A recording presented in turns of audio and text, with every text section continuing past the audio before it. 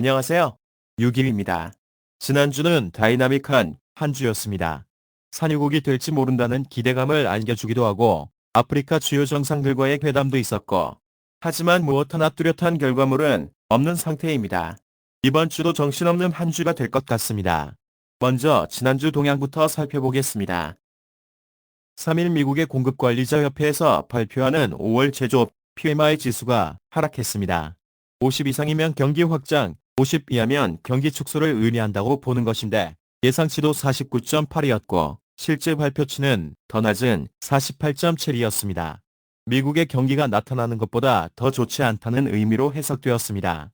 캐나다 중앙은행이 수요일인 5일 G7 중 처음으로 기존 5%에서 0.25%포인트 금리 인하를 단행했습니다.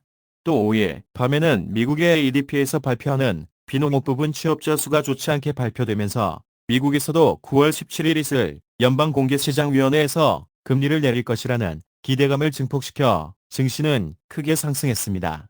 물론 최근 기술주의 중심에 있는 엔비디아의 주가 상승이 큰 견인차 역할을 하고 있는 것도 사실입니다.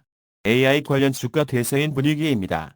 이에 과도한 기술 개발은 인간에게 해가 될 것이라는 사정의 의견도 나오고 있습니다. 농담으로 던지는 말이지만 터미네이터를 만날 날이 얼마 남지 않은 것 같기도 합니다. 유럽 중앙은행도 6일 금리 인하를 단행했습니다.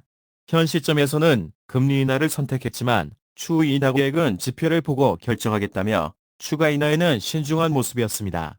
반면 영국의 경우는 6월 금리 인하에 동참하는 분위기였으나 소비자 물가지수가 예상치를 상회하면서 8월로 금리 인하 전망을 미루는 듯 보여집니다.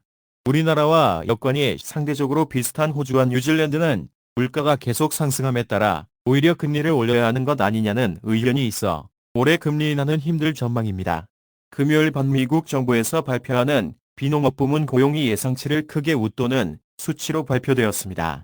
며칠 전의 수치와는 상반된 발표로 이로 인해 전반적인 실업과 고용 시장은 고금리 속에서도 안정적이다라고 해석되어 금리 인하를 또 뒤로 미루는 듯 뉘앙스를 풍기고 있습니다. 이로 인해 달러는 강세로 전환되고 원달러는 1380원에 접근하는 가격으로 마감되었습니다. 지난주 원달러 시장은 지난주의 예측 움직임에 따라 변동된 것으로 판단됩니다.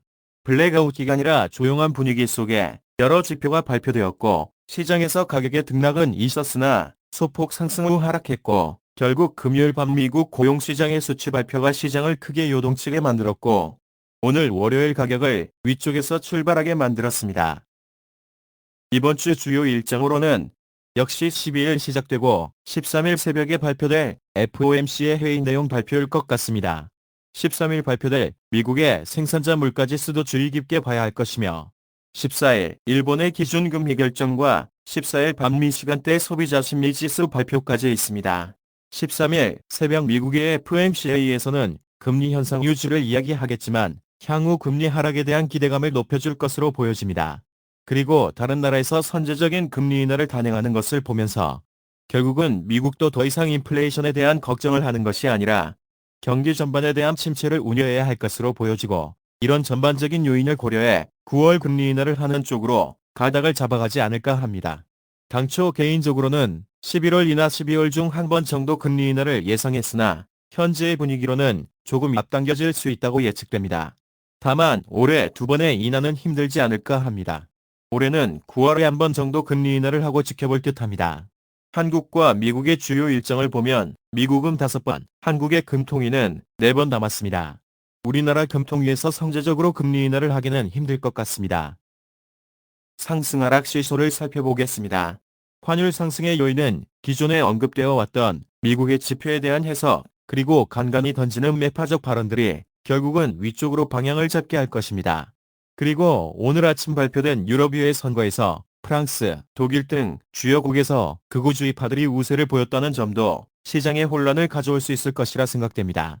고물가에 대한 반발, 이민자 급증에 대한 불만, 그리고 우크라이나 전쟁 장기화에 따른 안보 위험 및 물가 상승 등 현 집권 세력에 대한 전반적인 불만이 표출되고 있는 것으로 나타나고 있어 향후 시장의 불확실성을 증가시키는 요인이 될 듯합니다. 국내 요인으로는 MSCI에서 한국 주식시장의 공매도 금지 조치에 대해 개선하라고 지적했습니다. 7월 외환시장 개방, 채권시장의 9월 WBGI 가입 그리고 MSCI 선진국 지수로의 편입을 위해서는 필수적인 절차인데 제대로 준비되고 있을지 의문입니다.